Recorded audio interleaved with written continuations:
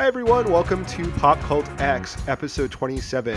As we mentioned last week, we're going to be talking a little bit about Hispanic heritage, what it means to us, and we've actually got a really special guest this week. So let's go ahead and get into it. Once again, I'm Gabriel, and I am Daniel. So glad to be here. Glad to be with y'all again for episode 27.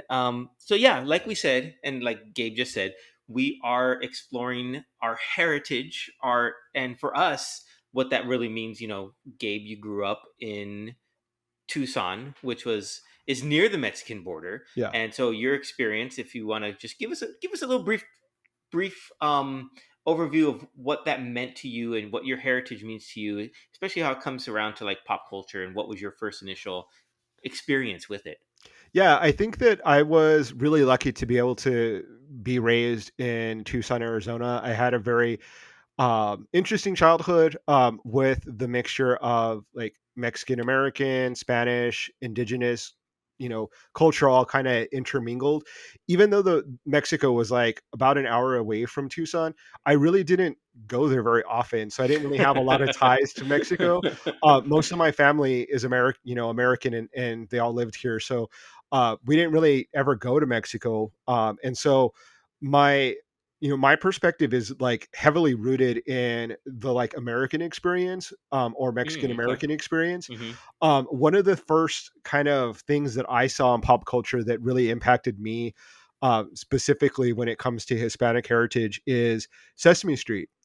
Two of the characters that were on there were Luis and Maria, and they were like icons to me. They were someone that I immediately looked up to because they looked like me, they sounded like family, and they were, just like everyone else. They were American. They, talked about regular things, and for me, it was really uplifting to be able to see them in like a positive light and to see someone Hmm. reflected like myself in pop culture, um, because there weren't a lot of examples of that growing up. There was, very small examples, that I saw reflected from my own culture.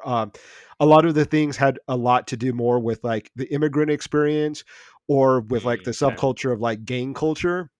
Hmm. And so when I saw those things, like I enjoyed it. I appreciate, the immigrant struggle. Like we're all immigrants, regardless of if it is now or 5 generations ago.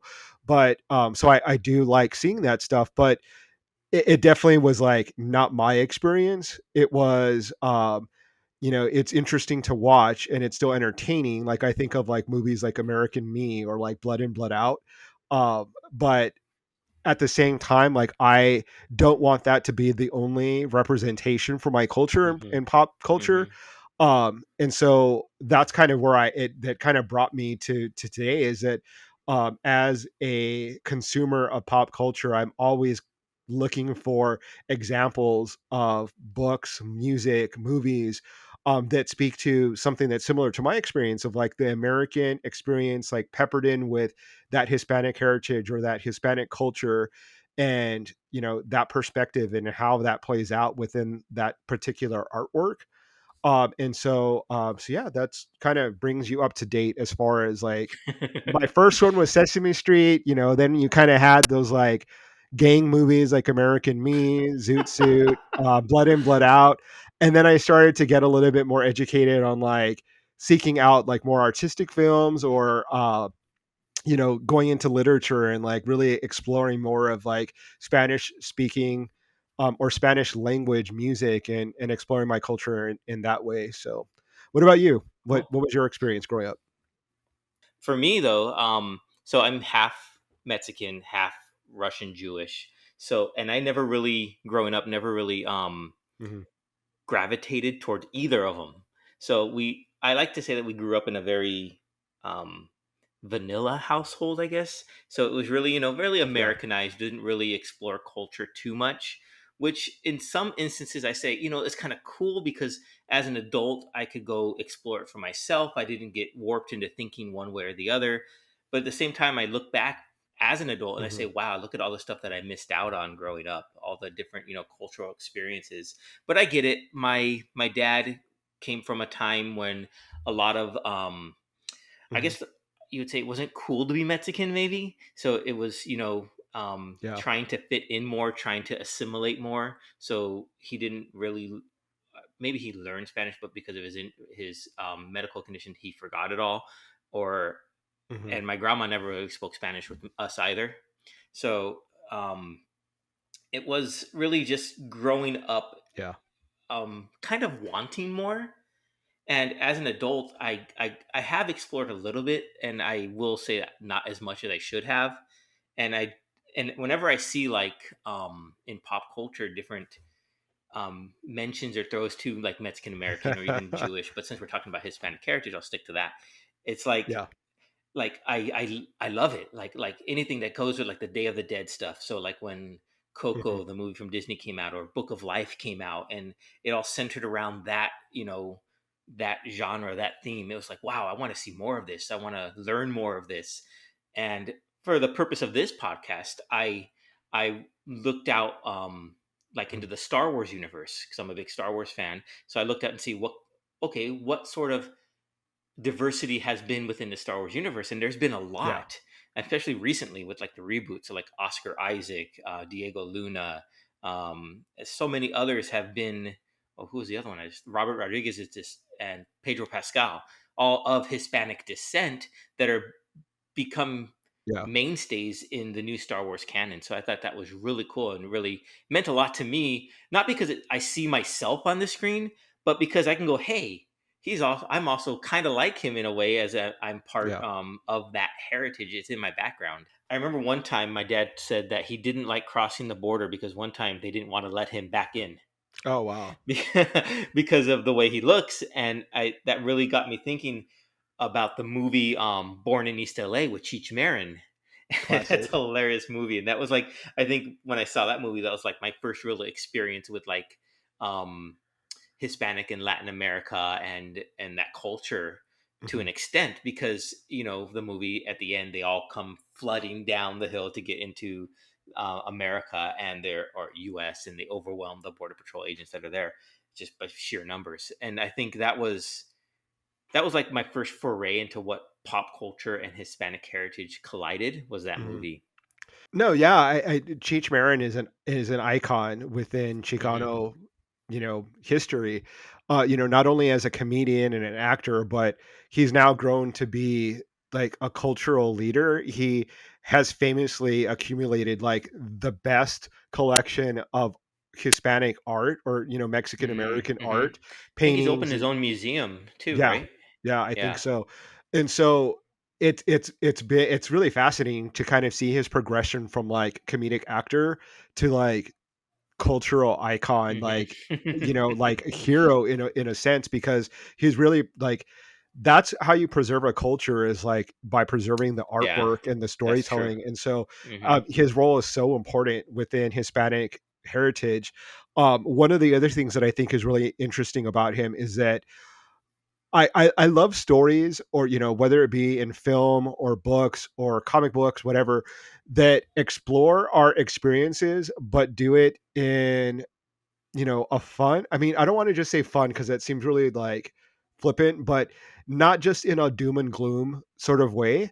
Like Right. I don't want to necessarily always see us like you know immigrants and deportation, or drugs and gangs, and like I want to see us succeed, or like at least have a story that's like somewhat positive or entertaining in a way that speaks to our own experiences. Because I the fear of deportation, I'm lucky that I never had to kind of have that looming over my Hmm. head.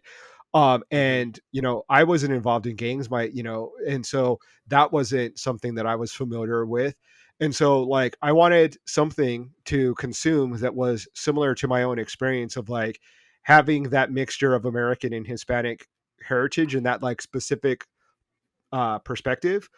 And I think that he is a really great representation of that. Of like Cheech and Chong, you don't necessarily think of like Cheech is like, oh, that's like a Hispanic story, or that's like those are Hispanic Hmm. films. Like, no, that cross like all boundaries. I mean, it's a stoner film, but like it's not like necessarily like categorized by their ethnicity, like Right. Right. Asian and Latino. Like it's just them. It's just those two guys that happen to be Mm-hmm. stoners, and like they're funny and Mm-hmm. hilarious, and it transcends just their that category of him being Hispanic. And of course, it's like expressed in that, like he still it's from that perspective because he is Mexican American.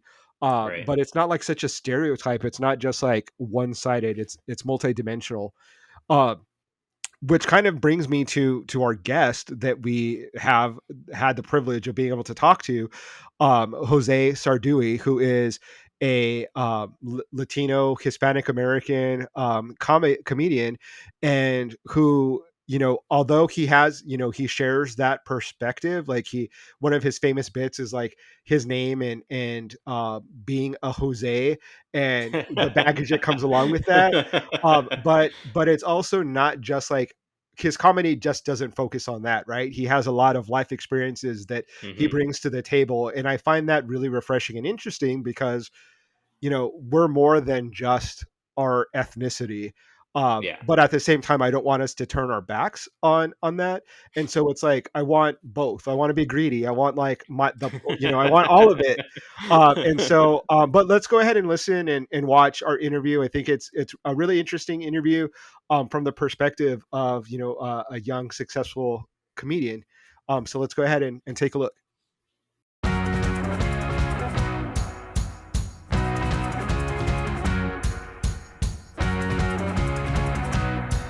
Hello, everyone. Welcome to another edition of Little Talks with PopCultX. I'm your co-host, Daniel. And along with Gabriel, we are joined today by a fabulous comedian, veteran, and he's just going to be a rising star. I can feel it. His name is Jose Sardui. Welcome to the show, Jose. Hey guys, fabulous comedian. I like it. Yes, fabulous comedian. I normally just dress. Hilarious. I dress, nice, but fabulous. Like Well, I didn't know. hey, I didn't you know. rocked that blue shirt in the dry bar video Yeah. clip that I saw. So Yeah, I didn't know Why I not? had raised my game up to fabulous. So You have thank to you. let all your buddies in the Air Force know you're fabulous now. That's right. That's right. Using that word all the time now. Well, thank you so Well, much for joining us. I've been really looking forward to having you on the show and to be able to talk to you. Comedian, entertainer, actor, all of the above. So I can't wait to get talking to you. Thank you very much. I'm happy to be here. I watched some of your podcasts. I do my homework for everything I'm on. So I watched some of the YouTube. I didn't actually listen to just the Pure podcast, but I did watch maybe 2 or 3 of your YouTube videos to see what the flavor of the show was before I said yes, and I liked it. So Cool. here I am. oh, Yeah, cool. just a couple dorky guys talking about pop culture and Well, I mean, some of your pop culture knowledge is above my head. As I think you were talking about, it's like a type of movie and like genre of. I think you had a comic book writer on yeah.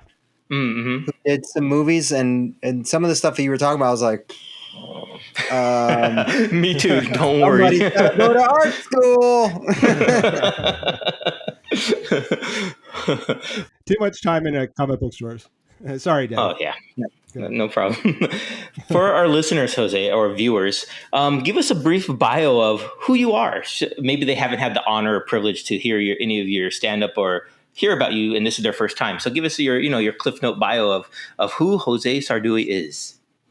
All right. I was born in Cuba to a political prisoner father, and my mom, who essentially paid the price of being married to a political prisoner. We tried to get out of Cuba, and they said, "You can't leave. We're kicking you out." So we got deported from Cuba. It's such a bitter boyfriend tactic. Thanks, Cuba. Came to the U.S. when I was 3 years old and grew up in a bunch of places, predominantly U.S., but I lived in Rochester, New York, and Puerto Rico, and Miami, Florida. But other than that, that's all where I lived. Grew up there. Always wanted to be an astronaut. So looked into what being an astronaut took, and so took really good grades. So I became a good student. I was a good student before that, but I really focused. And Actually, my discipline grades, those are the ones that went up because I was like, oh, I got to join the military. I got to follow orders. Ugh, I'll have to learn to do that. And then I did actually get picked to go to the Air Force Academy. I got selected by a congressman and both of my senators. The congressman wow. took it though because he was Cuban, so he's like, "This one's mine." So I went to the United States Air Force Academy. I got a degree in aeronautical engineering, just barely. That's what I discovered at the Air Force Academy. I had bad time management skills, and I was bright. I wasn't smart. I met smart people, and I was like, "Yeah, I'm not going to use that term on myself anymore." Graduated there. I was already a pilot. I became a glider pilot at the Air Force Academy, and so on track to being an astronaut. I was an instructor, and that's actually kind of where I picked up one love that I didn't know about, which was teaching. So I became a flight teacher. Went to pilot training, became an Air Force aviator, didn't get fighters. And so the track direct to, being a shuttle commander was thwarted, but I kept trying. And I flew cargo planes for some years, and then I went back to training command and have been teaching ever since there. And somewhere along the way, when I'd kind of lost hope to become an astronaut, I mean, I always had hope. I had a good life, and my family loved it. So career hope, right? Okay. I figured out I could tell jokes. Like I'd always loved stand-up, but I was a very inside joke teller. So it's like one of those people that's really funny at parties. Mm-hmm. That wasn't me. I was not funny at parties. I was funny at like sitting at a dinner with people that knew me and were at an event that we all went to. Then I was funny. Gotcha. But to strangers or at a, no. I told other people's jokes well with timing because I watched so much stand-up, but I was really unfunny. So not the person that would say, oh, I should become a comedian. So it never even dawned on me. And then I figured it out. And then I made some people laugh. And I was like, what was that? And I looked into what becoming a stand-up was. And it was really hard. And I love hard things. I mean, I'm an immigrant that got deported from his home country. Come on now. Bring it. Bring on the hard stuff. So started looking into what it took, and everything I found out about it was more difficult than the last thing. And I was like, oh yeah, I'm in, right? So made a plan, did some research on what it took to write. I wrote my jokes. I tried it. I was incredibly unfunny, but I got one chuckle from 3 hardened New York comedians, and that started me on this path. And then it was just supposed to be a side job while I still tried to become an astronaut through all the secondary ways of doing it. And then even then, if I didn't make astronaut, at least I wanted to try and still make fighter pilot in some way. Mm-hmm. And then I had a big year in 2007, 2008, and I had to make a choice to either apply for the spy plane, the U-2, because that was the next path I was going to take. Oh, wow. Yeah, so almost in orbit, right? And you wear a spacesuit, so that I was like, "That's good enough." Right? That's good enough, close enough. As soon as I found out there was a spacesuit, they were like, "Oh, you know what you can do? You can like inflate the suit and bring your arms in, and scratch your nuts." And I was like, "People already ruined something so cool." And so I made the choice because I got a bunch of opportunities. CBS had me audition for the lead in a sitcom, and so I made the choice to go do comedy full time. I got a job with the reserve unit doing the teaching job as a flight instructor for the Air Force part time. Still do that.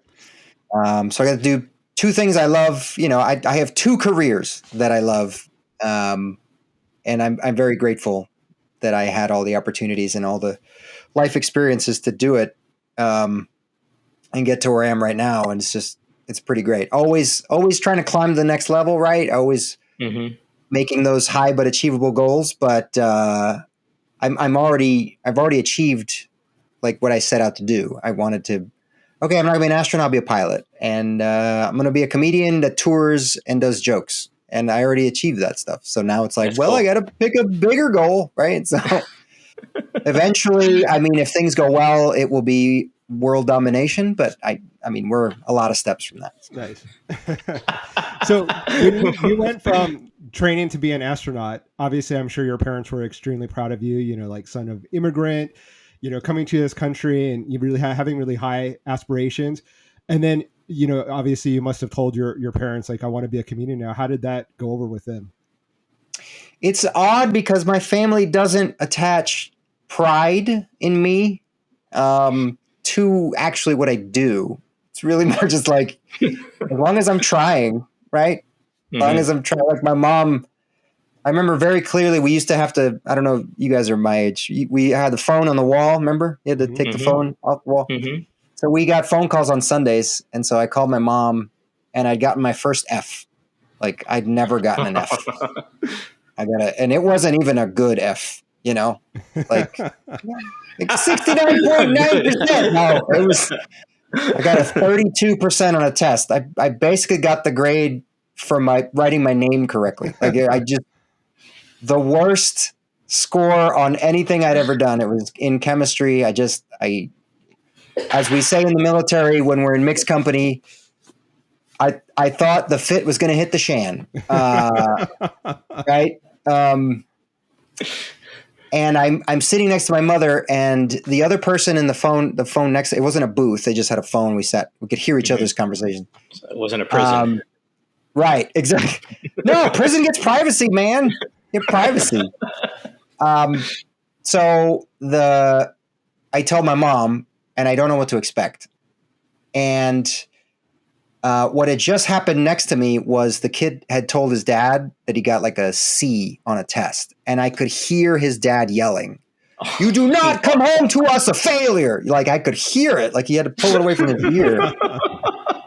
So I was like, I think we're having the same moment. You and me, Bobby. So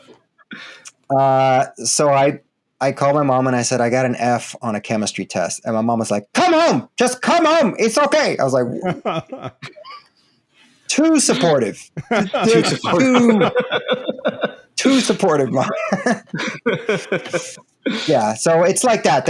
When they found out, like, oh yes, chased your dream. That's cool. I think the one thing she doesn't like is she thinks I'm making fun of her, which is it's the opposite, right? Like in American culture, when you roast someone, the very funniest roasts, the ones that aren't like put downs, but like the really classic roast jokes are for the people that you really love, right? People that you admire and you make fun of. And a lot of the stuff, I think it's funny that my mom gets upset about the jokes about her because she did them. Like she's not like one of those people, right? So there's people that are funny but don't know they're funny. And so when you say what they say, you're actually mocking them. My mother did those things and said those things to be funny. She's a very educated woman. I know that she knows how to say Wi-Fi. Right. But she calls me and she's like, "When you come to the house, you can use high five all over the house." Like she knows that's wrong. She did that to make me laugh. Right. And so I'm using her jokes in a lot of the stories. And people like the reaction that people have to my mother really lets her know that, oh, he's not mocking me. He's honoring me because people want to meet me and they want to thank me for creating this kid or whatever. So yeah, that's awesome. So my family's very proud. My dad was like confused, like, "You're leaving the Air Force?" I'm like, "No, I'm going to be in the reserves." And you could see that went right over his head. He's like, "The reserves? I don't know that word." Right? So it was either direct, like unflinching support or confusion. That's what it caused. Do you notice a shift now that you're doing more comedy and you're getting more well known for your comedy, of friends or family members being like, "Whoa, watch what you say around Jose or else it's going to end up on stage"? Do you notice anything like that happening?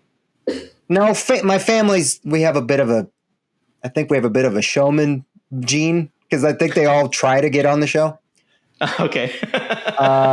My pilot training students definitely like, be careful, don't say anything dumb. You will end up in Sardui's show. You will, you'll be watching Comedy Central. You'll be like, oh, that's me. So my pilot training students definitely have that concern. Right on. For your comedy though, who was like your inspiration that you looked when you said you were studying to how to be a stand-up comedian? Is there any like particular comedians that you focused on that you said, hey, I want to be like that guy, or that guy makes me laugh so much I want to go down that same path? No, what I was studying was I'm an engineer. I got an engineer brain. Even if I was a mediocre engineer, it's still an engineer, right? Mhm. And so it was just looking at the process. So how do you construct a joke? How do you tell a joke, right? Because I would just sit and enjoy it and retell it, but I never analyzed what is the setup, what is the punchline, how do you construct one?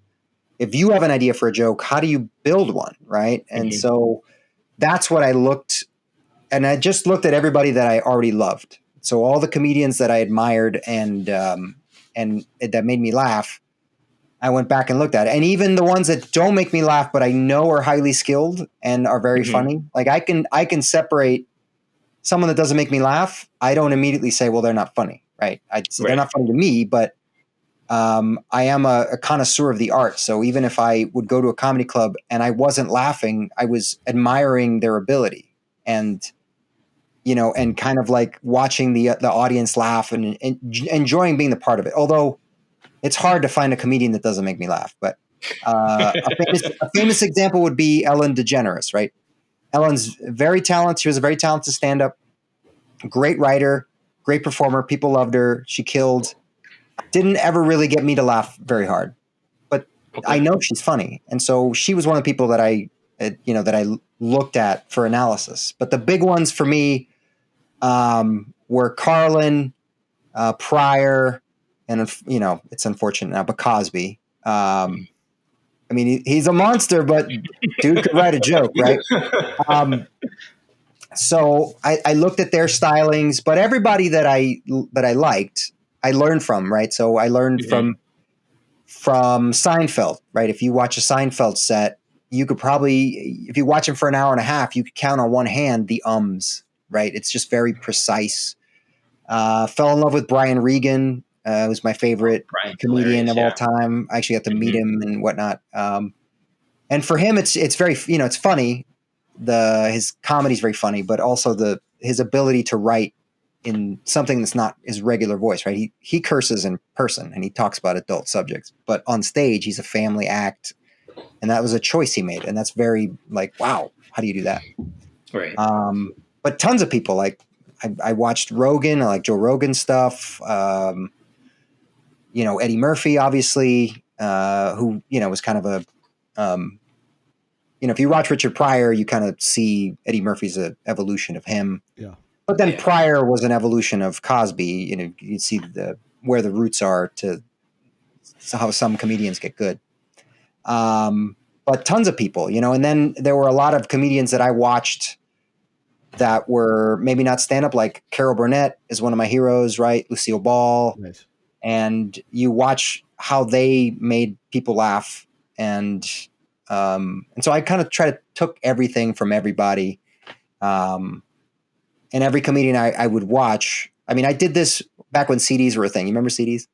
I would go to Best Buy. I went to a store, a brick and mortar store. This is going to be an old timey message they find in a digital bottle. I would go to Best Buy and I would go to the comedy CD section and just buy one I didn't know. So I would just Oh, buy okay. 4 or 5. I've never heard this person. I've never even heard of this person. And then I would listen to them. And sometimes I became a fan, and sometimes I was like, oh, well, I don't want to be that, So uh, that process of learning and picking up, I still do today. Working with other comedians, I watch their styles. I learn from them. I learn maybe a new innovative way to do things. And then I always kind of push myself to still go do open mics when obviously before there was a killer virus. I would go to open mics and I would watch the young comedians, the young up and comers, and see if they had figured out something new, right? And I'm always trying to figure out something new. So to answer your question in the longest way possible, I learned from everybody that I watch, and those were my big references growing up were Carlin, Pryor, and Cosby. Nice. So I'm curious, when you are building your brand or, you know, your persona, as it were, did you determine like, okay, I'm going to be on closer to the family, like general audience? Am I going to go really blue, or do you just like not spur of the moment, but does it depend on the venue and you feel comfortable in both, or do you have a natural inclination to kind of lean towards one or the other? So there's a process to building, I think, your stand up.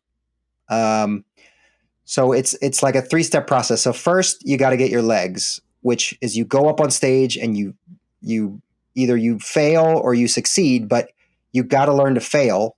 Mm-hmm. So people are not laughing and you keep going, right? You don't let it break you. Yeah. So getting your legs, right? So you don't lose your knees don't knock or you don't collapse on stage. It's metaphorical. Some people actually do collapse, but yeah, you learn to fail, right? So that's getting your legs. Then you get your voice. So it's a place that's either a character or a persona, right? So the early stand-up by, say, Adam Sandler was a character, right? He played it. I don't think that's him. I've met him in person, and it seemed like two different people. But his early stage persona was a person, right? And that's where from that voice, it was easier to create jokes, to be funny. Yeah. And so I found my legs early because I won some scholarships. So I'd already been through like the stage fright, and I'd done some drama and some TV. So I was already like getting over the nervousness of being in front of people. That was not the problem. But getting the voice was the hard part, right? Because how do you write a joke? How do you create a joke? What do you talk about? And so I spitballed, man. I threw everything at the wall to try and find my voice and find what was funny. And then your voice and being funny, that's the next step. And then the third step is learning how to write. So actually putting all those together and writing jokes from your voice. And obviously, already willing to fail. And so you don't do them in chronological order, that you're doing all three at the same time. Mm-hmm. But the thing that you conquer first is usually your legs. The thing you conquer second is your voice. And then the thing you conquer third is usually learning to write effectively and efficiently. So that was the process for me when I first started. Once I got to a place where talking about what I talked about at the age of 27, right? Mm-hmm. What does a 27-year-old talk about? Sex, dating, right? And my family and Air Force were fairly family friendly. So the sex stuff was the only stuff that I had to leave out if I did clean shows. Because I started doing clean shows right away because military was like, we want you for Christmas parties. I was like, okay, well, I have 3 minutes of comedy. And so it all kind of happened. What I've always liked about the way my development in comedy went is it all kind of happened simultaneously. I didn't get one thing, I wasn't like this clean comedian like Pryor. And then one day I just said, F it. I'm telling jokes the way I want to tell it. I've been doing it in every way from the beginning, and being able to do diverse audiences and diverse crowds, from the crazy, not Blues Brothers, but Chicken Wire, but pretty crazy bar shows where you got to metaphorically grab the audience by the collar and go, pay attention to these jokes, right? and all the way to the pristine theater filled with people that are there that really want to laugh and paid big money to see a good show. And so I learned all of those along the way. And so now I can tailor the act. Also, I have a lot of material. So I have about 3 hours of this stuff. And I can tailor the material, and I've written about 100 minutes of it clean. So, I mean, I don't always do it clean. Some of the jokes I like better in their dirty form or blue form. Yeah. But sometimes I write a clean version and I go, I like this version better, right? So it depends, right? And so I can take the act and kind of move it to whoever I'm telling it to, right? If I'm doing, Cool. I do children's shows on Carnival Cruise Line. Oh, nice. So I do a lot of my jokes that I'm just moving around a lot and just, right, a lot of the goofier stuff. I do that for children. I do a clean adult show, so that's adults, no profanity and no dirty stuff, right? Or no sexual stuff. All of it being innuendo, so no graphic content. Mm-hmm. So I can tailor it that way, and then I can do a completely balls out. I mean, metaphorically balls out show. I've not done the literal balls out show. Well, I've had friends that have done it. Nudist colonies and stuff. So I take the act to wherever it needs to go for the audience that requests it. And we've created a very simple rating system. My management team and stuff knows about it. And so when they sell it to people, they do it that way. Cool. I used to sell cleanliness like for more money. Yeah. Like, okay, this is my show, 1 hour. And this is when I was first headlining, and I had maybe 100, maybe not 100. I had about 70 minutes. And so I was like, okay, 60 minutes, dirty, rated R show. That will be $500. And then I was like, PG-13, 40 minutes. And that will be $700. And then I was like, PG show, 25 minutes, $1,000. That's how I used to sell myself before I got management. And management was like, that's not how you do it. It's not the way you're such a smart guy, Jose. That's dumb. That's really dumb. When you were mentioning, the sort of editing yourself or not necessarily editing, but just choosing different wording for the type of show, it made me think about what some older comedians have recently said about younger audiences not being able to like take a joke or really being overly sensitive and being the death of comedy. And I disagree. I think that funny is funny, and like young people are still like, I think there's a lot of hilarious comedians that are coming out that are really young, that are like cutting edge and hilarious. What has your experience been? And do you feel that younger generations in the crowd like are not getting your sense of humor, or like they're a little too woke, or do you feel that it's a little over dramatic on Jerry's part? I think it's just old people. Yeah. The comedians that were hip once are now old. And if you look back through history, it's always like this generation coming up. Every generation has said that. Every group of old people like, this generation sucks. Like, just how do you not see you're doing that old trope? It's just so crazy. I've done shows for like religious organizations. Like, they cannot take a joke on some subjects, okay? Like, this is not a new thing, okay? Lenny Bruce used to get arrested for talking about his penis. Yeah. Like there used to be real, like, power, right? They used the cops to silence people. Now it's just like, I don't like it that you punch down on a group that's weaker than you. I don't think that's funny, and I think it's harmful. And if they're here, they're hurt by it, right? I think the generation today is just much more conscientious of other people, and maybe they go overboard sometimes. Yeah. But honestly, I would rather that than, voices being silenced using the cops. I really like where, the cancel culture idea. People are like, what do you think of cancel culture? I'm like, it's great. It's really great. People are getting canceled that deserve it. Yeah. You said something awful. They never. You see those people. They never go, well, maybe what I said was awful. They never think of it that way. Yeah. They immediately get defensive and say, oh, they're too woke and the SJWs, and it's like, I'm not going to break down what you said and how dumb it is, and why you deserve it. But, I've said a couple examples on podcasts before. And it's just like, it's not real.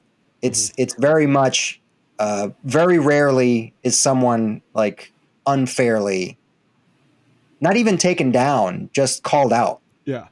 And I think my favorite part is that the people that used to cancel people, like really cancel them, using the government and using the arm of the state to silence voices they didn't like. Those are the people being silenced now. Those are the opinions, right, that are being silenced. And they're being silenced by something that they praise, like market capitalism. So people say stuff that's awful, and then businesses go, "You're bad for business." I love it. I love it. Oh, I love when that happens. Same awesome. Here. So I'm glad to hear that. Yeah, young people today, man, they're just coming up today as a young person. It's just the things that were available to previous generations. They don't have that. You know how much a college education puts you into debt nowadays? Oh yeah. I mean, you know how hard it is to get a job that you can stay in for 20 years and start a family and retire from? It doesn't exist anymore.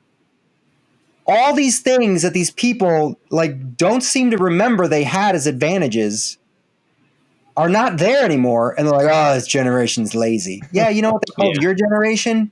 Lazy. We got to grow out of that as human beings. We seriously got to be like, this generation is pretty good. They got some new challenges, things I never went through, I always try to give them as much compliment as I can. I don't have kids, so I know my nieces and nephews are going to have to take care of me at one point. So I give them props as much as I can. They're awesome. They accomplished more than any other generation before them. I always try to reframe it because I work in the Air Force. It's a very conservative old man's club where I work. And so they'll start it like kids today. They can't have a conversation with someone in person. I was like, yeah, but they're pretty amazing. They can have like 7 conversations at the same time online and keep threads. I mean, their ability to multitask is ridiculous. They should probably also work on one-to-one, face-to-face conversations. But then again, that's everybody. Yeah. Do you remember all the awkward people we grew up with? What did the older generation say? This generation they don't even look you in the eye when they talk to you. Like, that's what they said about you, old man. We're fighting becoming those old men. We're really, really fighting it. Yeah. We're going to be those old men that maybe like, good job, young people. Yeah. Keep it up.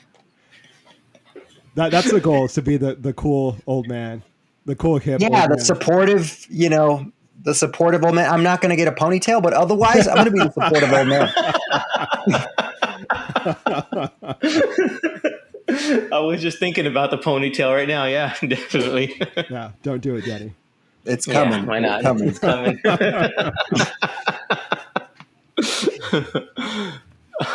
How much would you say you really lean into your Cuban roots for your comedy, or just for any of your creative endeavors? Is it as much as it fits me? I don't know. I think I'm a little bit detached. Okay. I left home at 18, and I kind of became a nomad.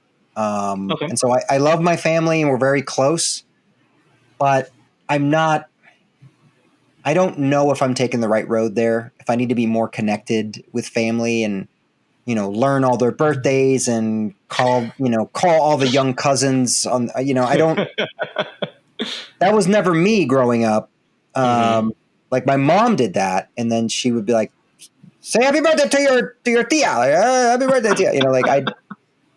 But I never was that connected to the big family. And I don't know. I'm thinking of maybe adjusting that as I get older, because in person we're all very close. We're very connected. Right. But when we're apart, I do my thing, they do their thing, and I don't know. I'm currently reassessing that if I want to be like fingers in, all in for family as I get older, or if I'm just going to keep this kind of nomad life. So I don't know. I'm actually in the process of analyzing myself and seeing what's actually the most psychologically healthy way to move forward with that. So That's because fair enough. here's I the mean, reason.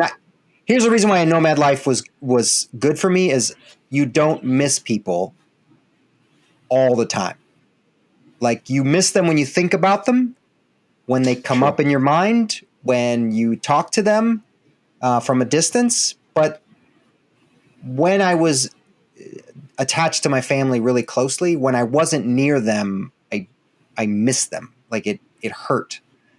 And it kind of weighs on you, right? The longer you are away from them, it wears on you psychologically. So I kind of created this compartmentalization of emotion and feeling, so that when I see a text from my mom, like, oh, my mom, and I'm very excited. But, and the thing about my mom is she's in a lot of my jokes. So I think about her all the time. But when I'm not doing jokes, I'm not constantly worried about what's my mom doing right now. Is she okay at the house by herself? And so that worked for me for a lot of years. So I don't know where I'm going to go. I may shift as my parents get older and be much more that worry wart, and finally get all the gray hairs to come in. So we'll see. I'm glad to hear that I'm not the only Latino son that doesn't spend every Sunday at their mom's house for dinner. And I thought I was just a bastard for not seeing my mom. And now I feel like, okay, I'm not that bad. I will tell you the one time my mom hung up on me, like old school. I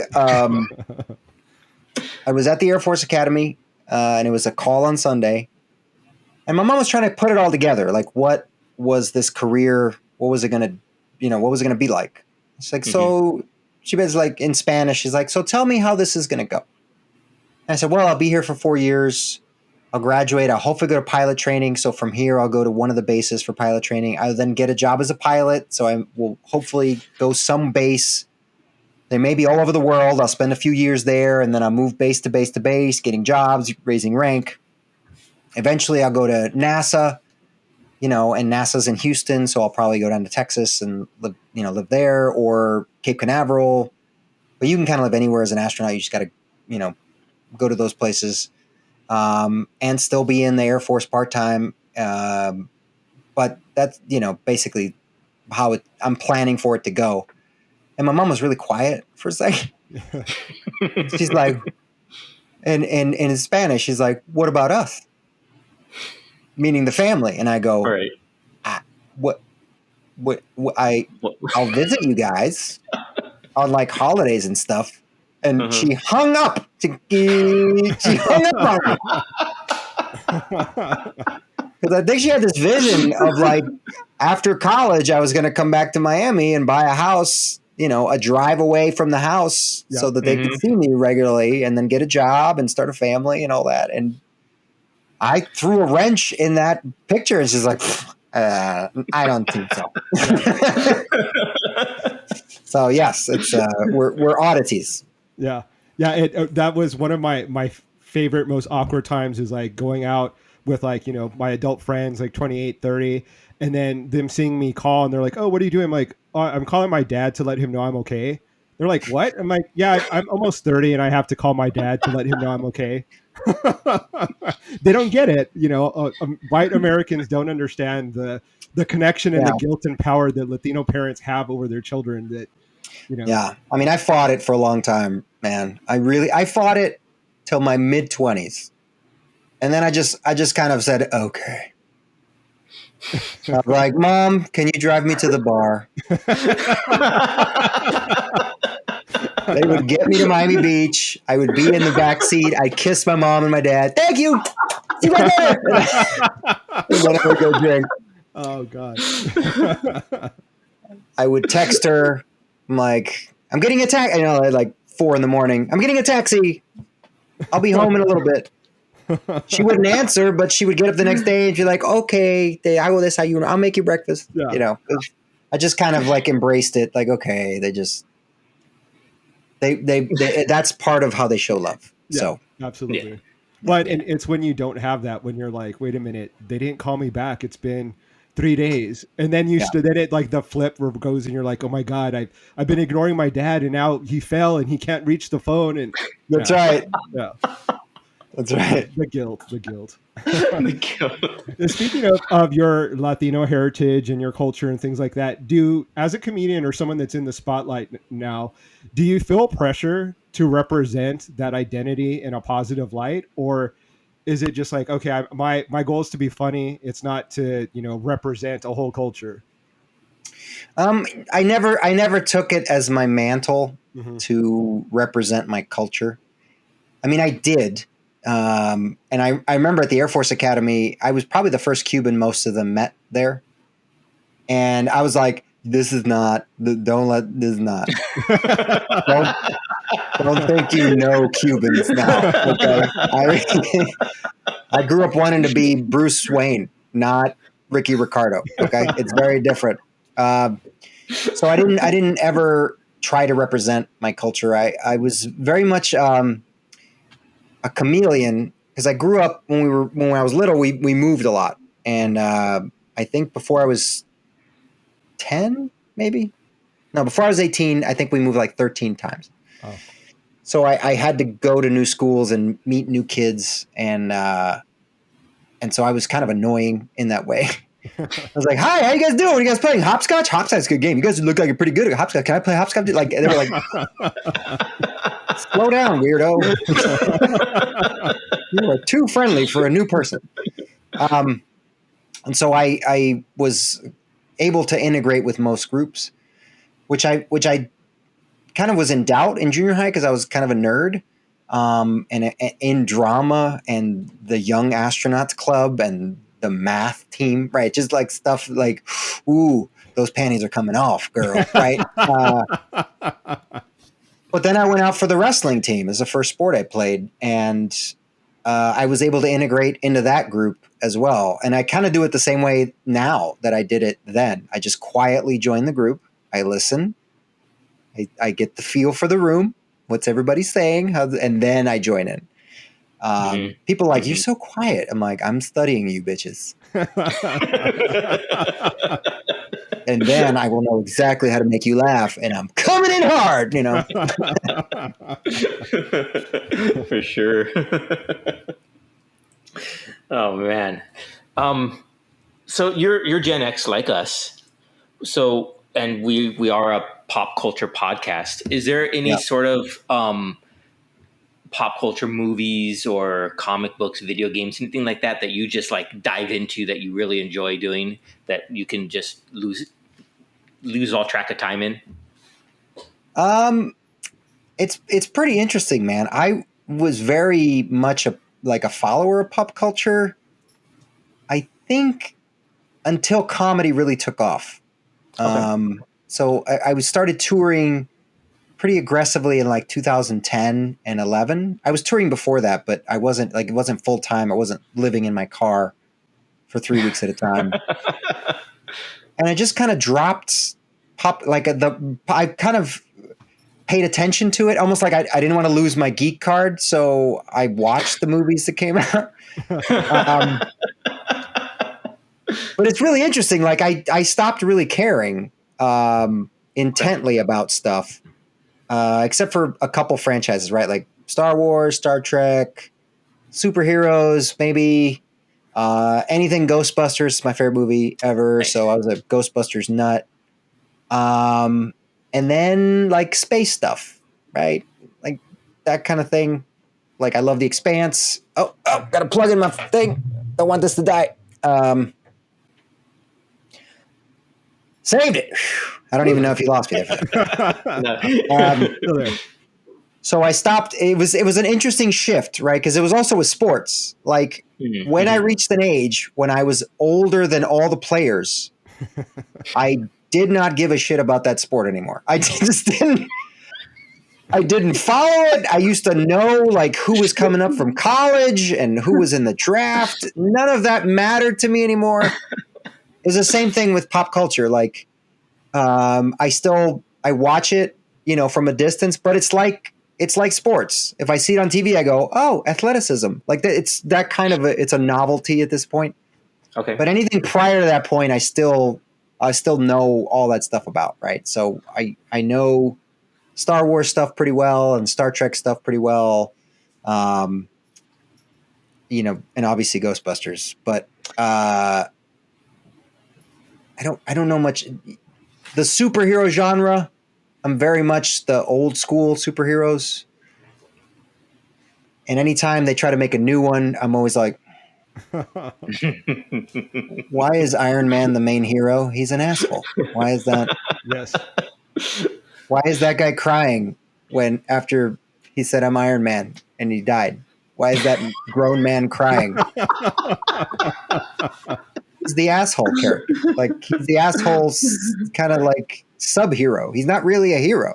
Yeah. It's like if Captain America had died, I get it. That guy's a beautiful man and inside too. Yeah. I'm just not as attached to it as I used to be. I'm more like, I'm outside analyzing of that. An outsider analyzing things, almost like a person making a nature documentary about about Justice League. I'm like, I don't think he understands the character. I don't think Snyder understands the character of Superman because Snyder, he doesn't have a good moral compass because he's a follower of Ayn Rand. Like that's the kind of way that I analyze pop culture now. It's very much like I got abducted by aliens and they dropped me back and I'm just learning humanity again. Oh, is this? Oh, I see. Yeah, I have lots of moments like that going on Twitter and seeing people run at the mouth and you're like, where am I? Is this real life? Right. Is Nicki Minaj really talking about her cousin's friend's giant balls from getting the vaccine? And is that really being talked about on MSNBC and Fox News now? Like this is news. Well, it's because of what makes you a newsworthy person. And it's all about money. Yeah. Did you make money? That's how we stratify everything. And so there are scientists who are experts in their field who don't make a lot of money, and people could not give two shits what they say on a subject. But Nicki Minaj has made lots of money selling music records. Suddenly what she says, it's like you have to address it because she reaches so many people. Mm-hmm. And some people don't get news from the news. Yeah. So you want to address it. You have to address it because of how we stratify our world. It's who made the most money. It's not always the best system. Just FYI. I agree. Speaking of social media again, do you take advantage of like TikTok and Instagram and Twitter, or are you like, no, you're more like the club, traditional comedy venues, or do you think that that's just like not the tool for you, or are you investing in those kind of things? I do what needs to be done. So set a goal. The goal is to sell out theaters and go on tour and release a new album every 1 to 2 years. Nice. That's the end game goal. To do that, you have to sell tickets. To sell tickets, you have to be in the public eye. So television, movies, social media, it's a reality. You got to do it. So I started doing it poorly in the MySpace era. And MySpace, yes. Holy crap. I was like, this is awful. I would not do this. If I wasn't in entertainment, I would quit this thing immediately. Like, I confused Sprint once. This is how, before entertainment, I went into the Sprint place and I said, I want a phone that cannot text, cannot receive text. I just want it to use it as a phone. Mm-hmm. The lady was like, this is 2002. The lady was like, I don't even know what you're saying. I need to I'm going to go get my manager. the thing we finally figured out was a phone that when I get text messages, it would give me an update and saying that you need to log into this website to check your messages. So I would have to pay internet to go check messages. That's old school. I said, okay, that's good enough because I will not check those messages. I will just not do it. People are like, I text you. I'm like, I don't get texts. And they're like, what? Like, I was like, I'm not going to be a part of that world. And then I went into entertainment. I was like, okay, here we go. Let's just learn how to do this. Right. And I never got good at it. I was never good. I'm still not good. I have a social media manager. So nice. Okay. She handles it and she's like, whoosh, make a video today. Okay, I got it. Make sure it's, it's vertical and put on your earbuds so it's got good audio and that one was in the wind. What's wrong with you? We're talking about social media and your upcoming gigs and goals and you getting yourself out there. Where can our listeners find you? So again, social media, someone else does it for me. So please, if you are a lady or a dude and you find me attractive, please realize there are other people reading those messages.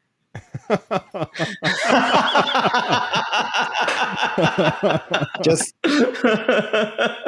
FYI to the world.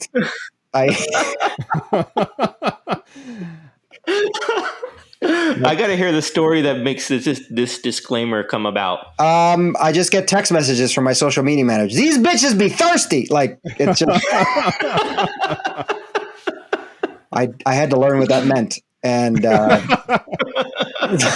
like, well, did you offer them a soda? That's right. A glass of water? So you can find me on josesardui.com. That has links to all the things.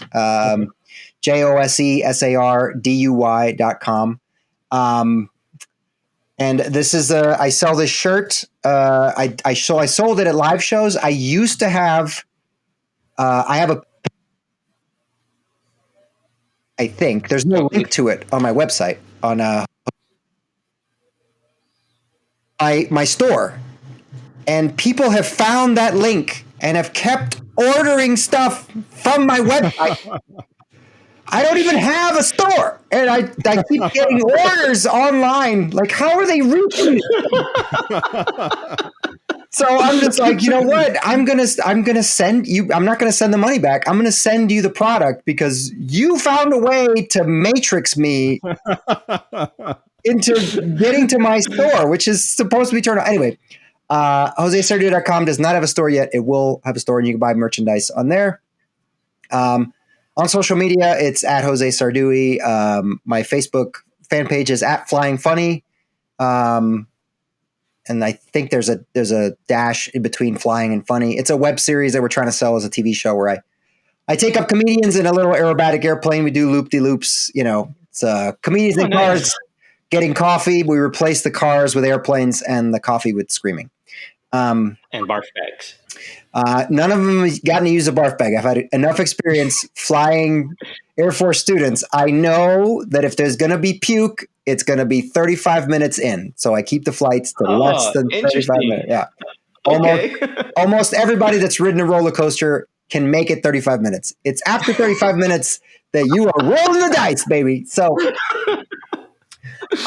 you can catch me. I'm on Twitter. I'm on Instagram. I am not on TikTok because I heard it's a Chinese conspiracy. No, I'm kidding. I will join TikTok when it becomes like, okay, you have to, right? I didn't join Instagram until you basically had to. So it's kind of the same thing. But any social media network that comes out, I'll be on it. The Twitter is not very interesting, right? I'm not a Twitter excellent, but we do put a lot of time into the Instagram and Facebook stuff, so you can keep up with my life through those mediums. And then you can also, when you go on the website, you can join the mailing list, and periodically I send out like, hey, big show coming up or TV appearance or something like that. So you can join my mailing list that way as well. So that's how you can get a hold of me. I have a YouTube channel that I'm trying to develop and stream, say, new jokes that I'm working on to an audience, and then I game stream. So I play space games and stuff like that. So there's a couple places to catch me, and it's always just look up Jose Sardui, JoseSardui. Right on. So That is really cool. I forgot to ask you, but are you based in Los Angeles as of right now? I am, yes. Yeah. Okay, so people can keep an eye out for any maybe upcoming gigs that you might have in Los Angeles.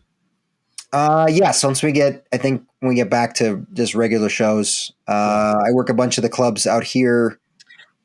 I was a regular a couple bookers ago, so maybe I'm still a regular. I don't know. I get on shows out here every so often. So nice. Okay. Can people go see or buy tickets for your comedy shows on the cruise lines, or is it just for the cruise line guests? Because I saw that you were going to be in San Diego, I think, in November. I do have a San Diego show in November. Once the details come up for that, I'll have that ready. That's a on land show. I have a cruise ship that goes. I have a cruise ship that goes out of San Diego, as well. And that one you got to be on the cruise ship. So I try to differentiate all that stuff on the website. And you can look all that stuff up there as well. And hey, maybe you want to go to the Mexican Riviera, and maybe additionally you get to see Jose. All right. See one Jose, then see many Jose's in the Mexican. Yes. See if there's a difference. See if there's. I'm guessing there will be, but a little bit. I'm the European Jose. That is the Central American Jose. Well, same language, different heritage. Yeah. The more evil heritage is right here. Glad you said it, not me. Yes. I did a news show, and we were going to do a morning interview here in LA. And just before the show, we were just talking, and they're like, most people think Jose's are brown. Like, what do you say to people when they say, well, how is it that you're a light-skinned Jose? And I was like, well, if you look at history, there was a lot of rape. And the newscasters laugh like backstage, and I go, can I tell that one on the air? Like, no. They can catch that history lesson when they go to college. Like, right on. No morning rape topics on Good Morning America. No, don't point out the flaws of the European the colonialism. Yeah. Well, thank you so much for joining us on the podcast, Jose. It was a pleasure having you. Hilarious. I recommend everyone that listens to this podcast, all of our listeners, to check you out on your website. Definitely, once we get more information about your San Diego show, I will be letting everyone know about that, putting it on our social media, and inviting people on down. You mentioned at the beginning, Dry Bar. I didn't even the thing that's getting me on your show, right? So 3.5 million views so far is what I saw. I think the full special, I think if you break up all the clips that they've released on different social media, it's up to about like 8 or 9 million. Wow. Views of all of them collectively. But yeah, that was a big thing. It was recorded in Utah, in Provo, Utah. Very, very Mormon. Like, so you had to tailor that show. I mean, they've got a version of Clean that you're just like, are there 3 pages of notes on this? Okay. But it's a comedy special you can watch with family. Anybody can watch it. Very proud of how it came out, and it's gotten a lot of views. So that's another way that you can watch me if you want the specific family-friendly version. When I start selling my CDs again, I do not have a clean CD. Please don't freak out. There are some very dirty jokes. I've gotten people like, "What is this? I saw you on Dry Bar." I'm like, all right. I would love to see the video reaction though of like a nice Mormon family, like the father figure, all his like child brides and sister wives, and they're like, "Yes, we're going to finally hear that delightful young man on his CD." And then put my CD in on like a family drive. We're going to Disneyland. Let's pop in Jose. And then they just got to pull over and cry.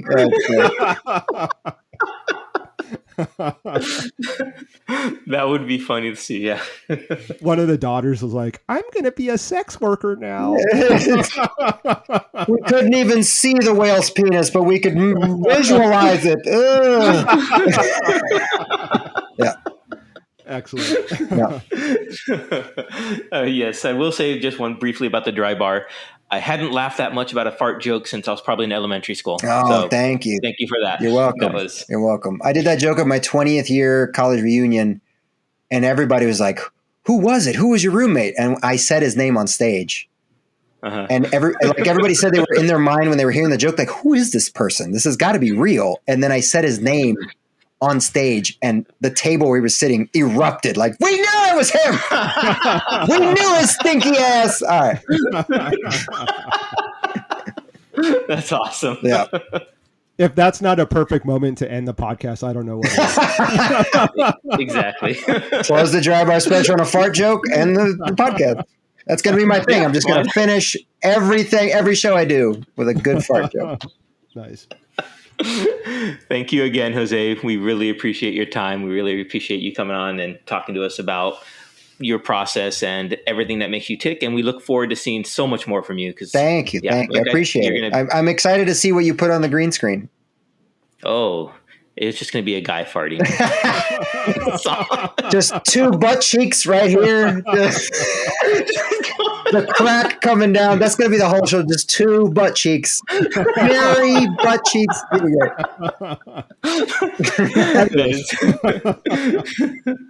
That is what it will be. Actually, it'll be a surprise. Okay, good. Good. I'm excited. We'll see.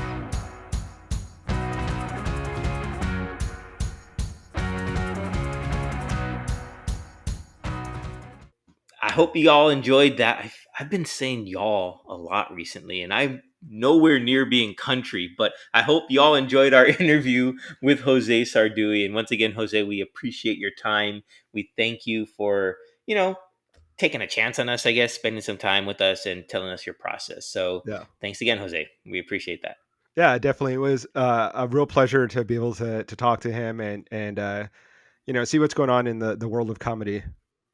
Yeah, I think it was cool learning his process. Maybe it's different for each comedian, but learning how he was able to, how he constructs a joke or his process of getting into stand-up. So I thought that was really cool that he was able to share that. So if any aspiring comedians out there are listening to this, there you go. We just gave you a little free workshop. Yeah, and the other thing that I think is kind of cool is that he talked about going on cruise ships and doing comedy. I've gone to those comedy shows and typically those comedians are really funny.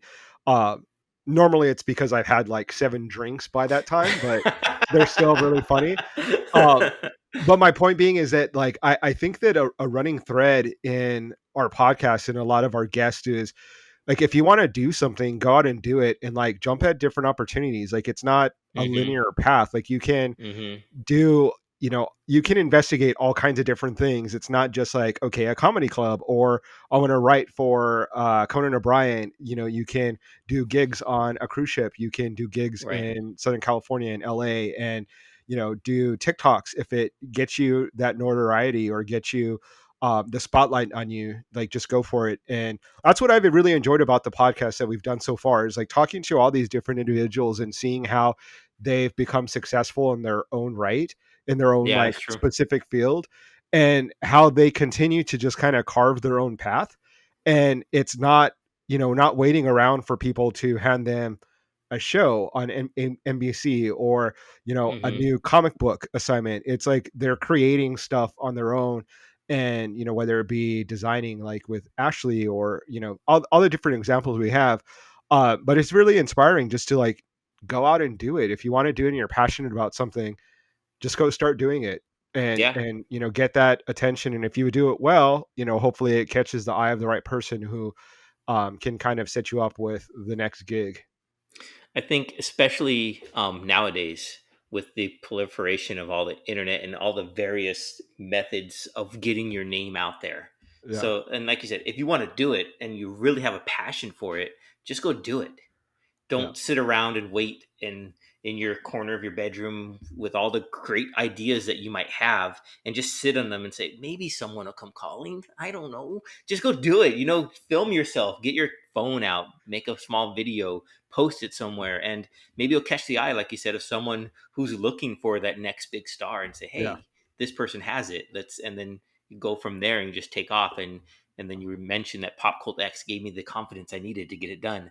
But just go do it. And sometimes I wish I could take my own advice, but it's harder than it sounds. Yeah. It's something I I would want to do, and I'm sitting on a few projects of my own that I know I need to work on and get done. So maybe I'll just shut you guys off and go do this. Yeah, I mean, at one point you kind of what's the saying? You have to shit or get off the pot or something like that, or Yeah, something like something that. vulgar. Yeah. Yeah. I always try to inject some sort of form of vulgarity in onto the podcast just to make it a little bit more adult. I've been thinking about something. So, like the reverse of that statement. So, if those who, the saying, those who can't do coach, Or but those who teach, yeah. can't or teach, those who can't coach or teach podcast. I don't I mean, know. it's true. Like, I mean, when you think about people who are famous interviewers, like, it's sort of, it's the passive side of the activity. So, like, let's say like Oprah or Conan O'Brien, Hmm. like, they became stars in their own right, but the people that they're interviewing are the ones that are actually out doing the thing Yeah, that's actively. true. They, Hmm. Oprah became an actress and did other stuff too, but it is kind of interesting that, people who interview are I mean, it is a job, it is interesting, it is a talent, and Hmm. but it is sort of, you're not actively doing the thing, if that makes sense. Like, you're Right. not out acting or you're not out directing or producing, and but it's fun. I love talking to people and helping them tell their stories and hearing from their perspective. So Oh, I agree with you. Yeah, yeah. I think that's why we do this podcast, because especially with our interviews, we do enjoy hearing and telling other people's stories. So. Yeah. So one other thing that kind of ties into Hispanic heritage is I did see a movie on HBO called oh, the guy, I forgot it. I was just talking about it on Twitter. Um, The Do I Old need to go to your Ways. Twitter feed? Oh, No, no, the no. old. It's called The Okay. Old Ways. And so it's about a journalist of Mexican heritage who goes to Mexico to write a story or investigate something and ends up becoming possessed by a demon. Ooh. And she has sort of like ancestry of like witchcraft in her blood, and it's not the best movie. It's good, it's like entertaining for watching like on a Sunday afternoon, like if you have nothing to do, but it has one of the best lines that I've seen recently in a movie. So she's battling a demon, and it's at like a real pivotal time in the movie, and the demon's like about to attack her, and then she sort of regains control of the situation, and she's like, I'm a motherfucking bruja. And it's like so random. It's so random, and like, I don't know, it just like I thought it was hilarious, and I'm like, that's gonna become like a cult, like, classic Classic quote. line. Yeah, because it's Get like, that on your T-shirt. right, like, and I think, but well, especially because like witch culture right now is like really trendy within, especially I think the Hispanic community. Like, I just imagine like girls in like LA that have like, the black nails, and Hmm. read tarot cards and have crystals, and they're like, they're very much like Hispanic heritage and their Mexican heritage, but like they also have that like witchy culture, and like that they're Hmm. just gonna be like, oh yeah, like I'm a motherfucking bruja, or witch for people that don't speak Spanish. And I just thought it was hilarious. I thought like that was worth watching the movie, is just for that one quote or that one little piece of film. But yeah. Goodness.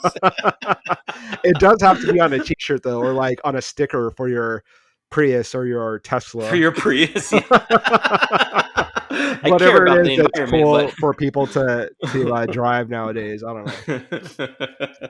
Yeah, I thought it was hilarious. Anyway, that is funny. another movie that I saw that is not worth watching is *Malignant*. like as we sort of trickle our way into October, I'm like Mm-hmm. already in the mood for like scary movies, and I was really looking forward to it because it's from James Wan, who does like The Mm-hmm. Conjuring, Mm-hmm. Aquaman, like Saw, like super prolific, filmmaker within that genre of movies. And literally from like the first 30 seconds of the movie, the acting is so bad that Oh you're no. like, what? Like, did they skimp on like the money? Like, did they not have any fine? Because like the acting, in The Conjuring is like amazing. Like Lily Taylor in Mm-hmm. the first Conjuring, and the people that play the Warrens, I always forget their name. They're like really great actors. And then the other guy from the show that you like from Canada, Ron Livingston is in the first Oh, okay. Yeah, sure. Conjuring, and Yeah. he's a great Mm-hmm. actor as well. And so like here you have like that was an amazing ensemble cast, right? The people, the actors that played the kids, and then this one, it opens in like a hospital scene, and I swear to God, it's like some of the worst acting I've seen in a movie that has like a normal Hollywood budget in a Oh really long time. no. It's like one of Oh those no.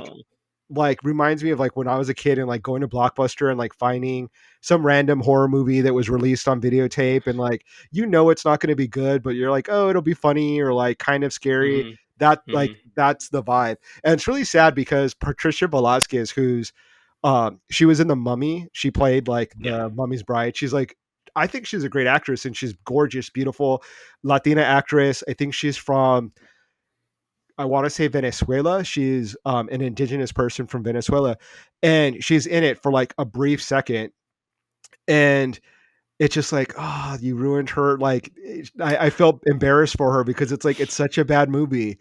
It's really bad. So if you want to what like Did you watch it laugh, to the end? of course, like I always have Okay. to watch a movie to the end unless it's Okay. like offensively bad. Like I'll watch anything, um, and that movie is bad. Malignant Yeah. is like, if I were to like write a review of it, I would just like rewrite the title, and that would explain what like Malignant, period. Like that's the review. That's disappointing because I heard the last half hour was supposed to be really good, but I guess not. It's kind of surprise. I mean, honestly, it's kind of seems like a throwback to like bad horror movies of like the 80s, Hmm. like Pumpkinhead or The Leprechaun. Where like it's not really supposed to be a good movie, but like you Right, still watch right, it and it's right. fun, or like Chucky or Child's Play or whatever. So I mean, it's not horrible. It I mean, if I was a kid, I probably would have liked it. Um, it's A like I kid don't know, well, yeah, or like a 13 years teenager? old. Yeah, Okay, like a teen. 13, Okay. 12. Like, Like, mommy, can I watch Malignant? oh, I watched I think I went to go see Nightmare on Elm Street when I was like 7 Nice, in the movie theater with my mom. nice. Yeah. That explains a lot about my Yeah, personality. Yeah. another piece of the puzzle. Speaking of heritage, being scared to death in the movie theater. But anyway, The any movies or anything that you've seen recently that you want to talk about? um, I can't even remember what movie I saw. Real quickly, so give me, when you think of Hispanic heritage and you think of pop culture, Mhm. give me the quick three people that at the top of your list. Oh God. Modern day age, I think that people that I really like that I think represent, Hispanic or Latinx culture, I would say Jennifer Lopez is on the top, like in Okay. my top, not necessarily number one. Jennifer Lopez, Salma Hayek, um, Guillermo Del Toro. del Toro, Yes. um, Robert Rodriguez, Jessica Alba, Zoe Saldana. There's a lot actually of people that I really respect. Oh my God, what's her from Eva Longoria, Eva Okay. Mendes. Hmm. Um, there's a lot. I actually have a lot like of people that I think because a lot of them I think do really creative things. One, and then two, they've like expanded outside of their like original roles. So like just actress, and then they become like Right, right. corporations and Moguls and like yeah. yeah. Carlos Santana is another one that I think Yep. is like On an my list. icon. Hmm. Um, Linda Ronstadt. especially since she's from my hometown. Oh, Um, okay. yeah. Did you know that she was I did part not know Mexican that. American? Yeah, she's part No. Mexican American, or part Mexican. And Didn't you also mention Wonder Woman? Linda Carter, yeah. Yeah, Linda Carter's like original. goddess, like icon. She's from Phoenix, so two women from Arizona. Um, and yeah, I mean, there are a lot of people that the other example is Linda Carter. I grew up watching Wonder Woman. And I was obsessed and in love with her. Um, Still to today, I think she's amazing.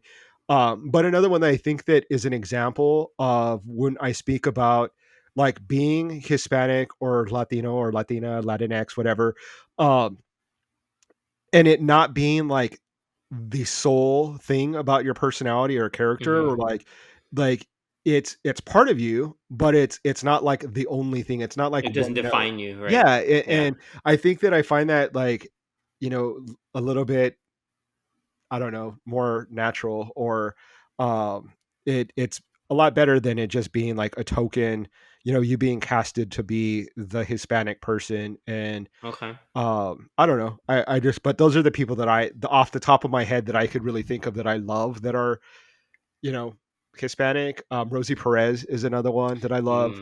Mm-hmm. Um, Rosario Dawson, or Dawson. Yep. yeah. Yeah. God, there's a lot. I could have a list of like 1,000 people, because there are a lot of people that I really enjoy. And what about you? Well, I'm glad you mentioned a list because I did write some down. No, I was thinking like the first person when I thought of pop culture and Hispanic characters, it popped into my head, and I'm thinking beyond just modern, I guess, was Frida Kahlo and her amazing paintings and how Yeah, that she really explored who she was through that and told her story. And she was like the first person that popped into my head when I started thinking about this. yeah. Also, people like Luis Miguel and another singer, Selena. She's another Mhm. one that really broadened, I guess, the her heritage out to the world. I remember I was working in a movie theater when her movie, when she was portrayed by Jennifer Lopez, came Mhm. out, and the lines. My goodness, you talk about having the Latino dollar being spent. That was, whew, those Yeah. lines for that movie were crazy. Well, and you know what's interesting is that I didn't really even know about her music until after she died. Um, Mm-hmm. No, I and hear you. and Yeah, me after the too. movie, like Until the movie, yeah. I was never like really subjected to, or like listened to Tejano music. Um, Never really listened to a lot of like that sort of type of music. Mm-hmm. Mm-hmm. And so I didn't know about her, and so it's interesting, like how I've been kind of trying to share that perspective of what, like how hard it is to define Hispanic culture, or Right. because, like, a lot of people would say, oh, Selena is like an icon of, and I agree, I do love Selena, but I never listened to her music up until after she died, so I can't honestly say like, oh, she was like a super icon for me, because I didn't even know Mm-hmm. about her music. Mm-hmm. um and so it's like, and there are still some people that I think aren't familiar with Selena. um who I was just talking to a friend that is Latino, that was like, yeah, I don't know any songs by Selena, and I'm like, not this, and he's like, no, I can't think of who it is or what their Latino. I want to say, where was I? God, oh, I was in Hawaii, and he was Puerto Rican, and Puerto Rican American, and he didn't know any Selena songs, and I'm like, Mm-hmm. and she's such an icon of like young modern like Latinos that I think grew up.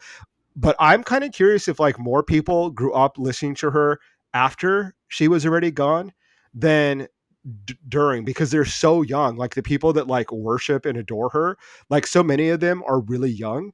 And so I'm curious if it was like that when she popped crossed into that pop culture realm of like notoriety after the movie came out and after Jennifer Mm-hmm. Lopez played her, that those people really became huge fans. I think that could be it. I mean, Yeah, like you, I didn't know her music until the movie, yeah, and hearing her story and how tragic it was, and yeah. learning about her, and then yeah, you realize how much she meant to so many people. And I think maybe those people that nowadays are like, yeah, Selena this, Selena that, and it is because of the movie. Mhm. I think I can't say for certain, but I think Yeah. that did have a huge part of it. Yeah. Is a huge part of it. Yeah. Who else that was on your list? I had like, where'd it go? Like, so there was Benicio del Toro as well. The Latin Kings of Comedy was one of the people with like George Lopez, Cheech Marin, Paul Rodriguez, Robert Rodriguez as well, the director, and Yeah. so also with Robert Rodriguez, Danny Trejo was also on my list as being a actor who you could really see and identify as, at least in my mind, with as his character Machete is, pop cult status. I think. Yeah. Um, there was also Sofia Vergara. She's a highest paid Hollywood actress in 2020. Yeah. She's just very famous. Who else was on my list? I think the only last person was Jorge Gutierrez. He's the animator director of Book of Life. Book of Life, and he also has a new Netflix show coming out called Maya and the Three, which also is going Mhm. to star Zoe Saldana. And it looks very exciting to me. I mean, I really like that style of animation. I Mhm. really like, because the Day of the Dead type stuff for Book of Life, and it looks really really cool. So I'm looking forward to that a lot. I didn't even know it was a show. I thought it was another movie, but it's a Yeah. series, I guess. Um, so yeah, those are. I, I mean, also one other person is an author, Gabriel Garcia Marquez. I remember reading him in high school with the Hundred Years of Solitude, or the Mhm. Love. Was it Love in the Time of Cholera? Yeah. I think that was a movie, and just from the writing aspect, there's so many, Yeah. and we could keep go on forever about it. But Well, those are the things. and oddly enough, that he reminds me of Shakira because they were actually like Mm, friends, and okay, then it reminds me of Shakira, Juanes. one Um, is yes, yeah, yes, there's like so many Mana, different. and Yeah, Gloria hmm Estefan. I hmm grew up like idolizing Gloria Estefan. Amelia Estefan, her daughter is like becoming famous in her own right. Um, uh, Christina, the talk show host, I think was another one that was like oh really yeah, iconic yeah, growing up. yeah, There's a definitely. ton. We literally could, and I mean, I know we were supposed to kind of delve a little bit deeper into this topic for this episode.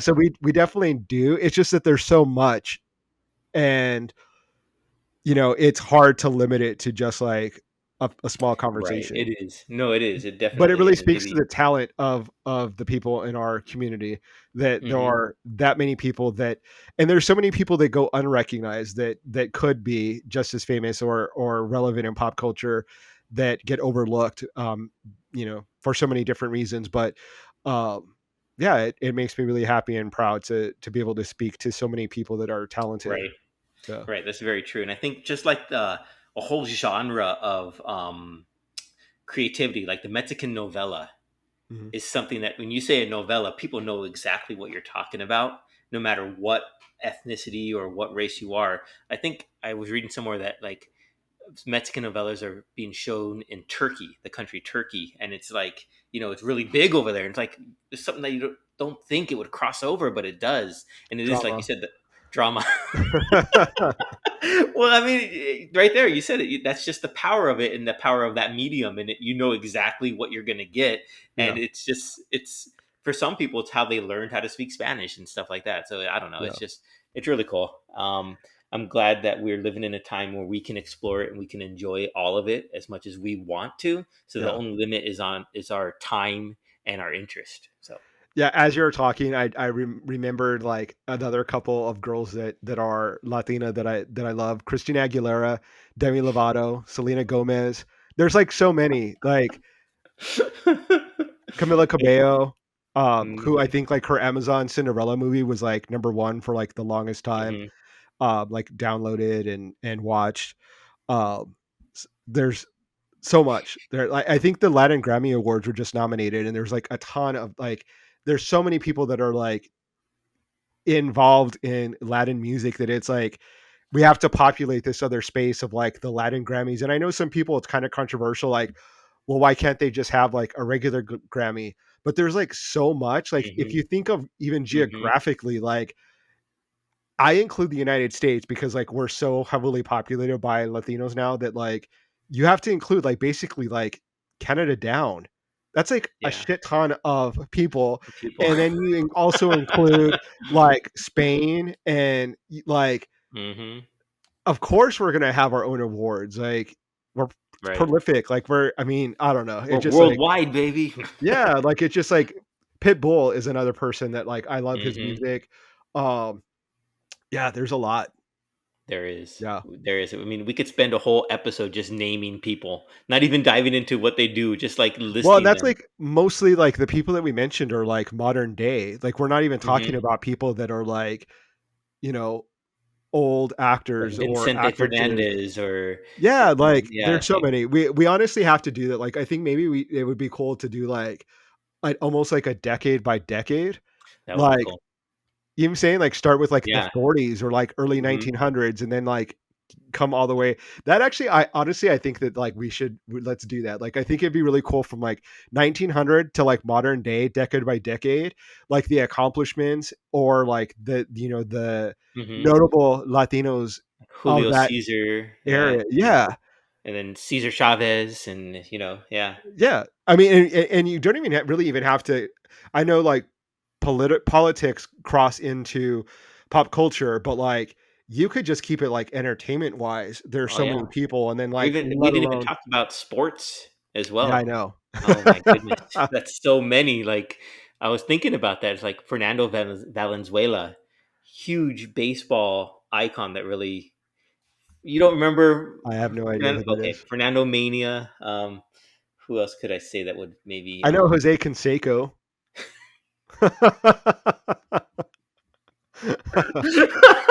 okay. He's legendary, right? Like, he's Yeah, iconic. he's legendary. Yeah. Okay, I'll give you that. Yeah. Yeah. Yeah. I just well, that's another thing. We could just break them down by decades. I kind of like where you're going with that. I could do Right? like I a think that'd be kinda cool, like a couple a little spin-off of, it still will be Pop Cult X, but, like, it'd be a mini series. Yeah, we'll go down that little rabbit hole of, like, educating some of our listeners and, and uh ourselves too, because I'm sure I'll learn a lot yeah, by doing the yeah, research for it. So yeah, you're yeah, really uneducated, so I am. I never learned to read. it's fun to do that. Yeah, it's just fun. Bag on Danny. That's okay. Yeah. Yeah, so I think that we gave ourselves a new assignment, so, listeners, viewers, definitely, if you have recommendations of people that you wanna hear about, or maybe Hmm. you've, like, their names, but you definitely don't know, like, how they got famous or how, what their impact on pop culture is, please, like, send us a message or, let us know who you'd like to hear. I mean, and like I said, we're gonna go back to, like, the beginning, like, beginning of, like, movies In and talkies and 1542, when the conquistadors invaded South America. Yes. the unnamed apostle Jose.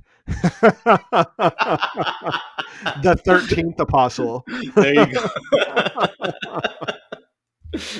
But I agree with you. Yeah, listeners, if you're or viewers, if you have or know of someone that you know that would be a perfect fit for one of our decades, and we'll tweet out a listing of our breakdowns of what we're gonna do. I think, and each episode for the next couple weeks we'll focus on that. So share with us who you would like to hear about.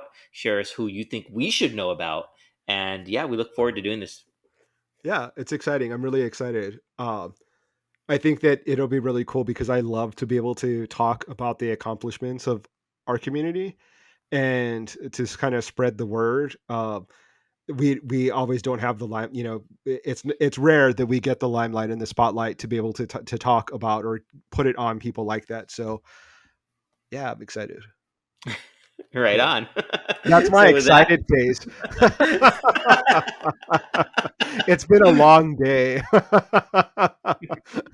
yes. Oh god, it's only Tuesday. I still have and I work Saturdays, so it's gonna be a long week.